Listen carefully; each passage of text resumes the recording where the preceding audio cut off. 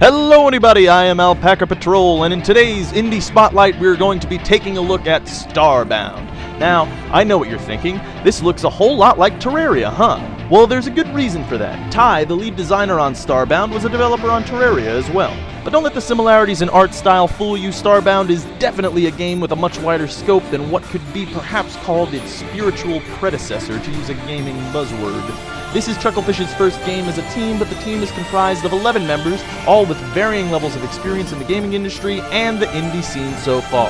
Starbound, unlike other games of this particular genre, will have a story or main quest line for you to follow. The game opens with the protagonist fleeing his or her homeworld as it is destroyed by an unknown enemy. Luckily, your escape pod makes contact with an abandoned space station, which will act as your hub for you to set out on your adventures and inevitably track down the ones who destroyed your world.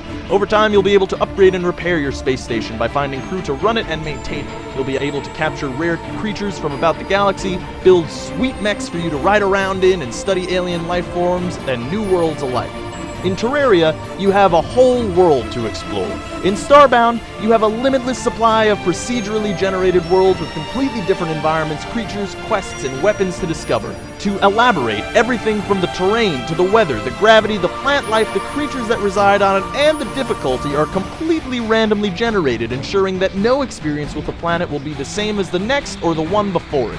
This may seem daunting at first, but you'll also be able to examine every part of the environment, allowing you to get detailed information on what it is and what makes it tick. You're essentially Captain Kirk, exploring the far reaches of the galaxy, trying to find another spectacular world in each episode, and perhaps engaging in a slow-motion, poorly choreographed fight scene with a giant lizard monster.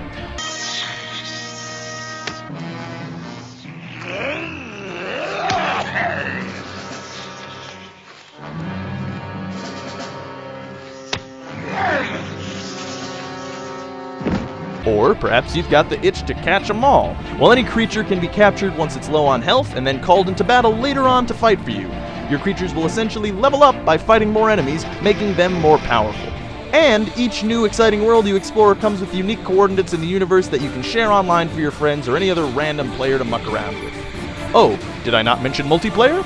Well, of course the game is firmly based in multiplayer and is intended for co-op play online with your friends. Ty has also mentioned that there will be entire worlds devoted to player versus player as quote-unquote combat planets. Synergy between teammates will be essential for survival, with healing, protection items, and the ability to revive your fallen comrades. And server owners will be able to decide if players need to make a new character to join their server, or if they're able to bring their existing characters online.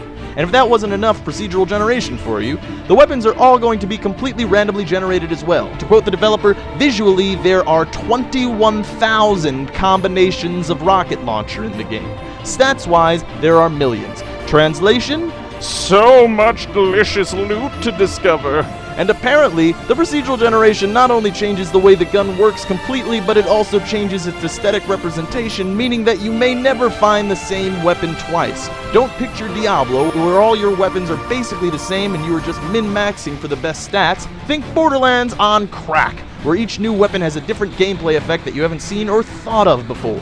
Once you've found a world that you like and want to call it home, do it.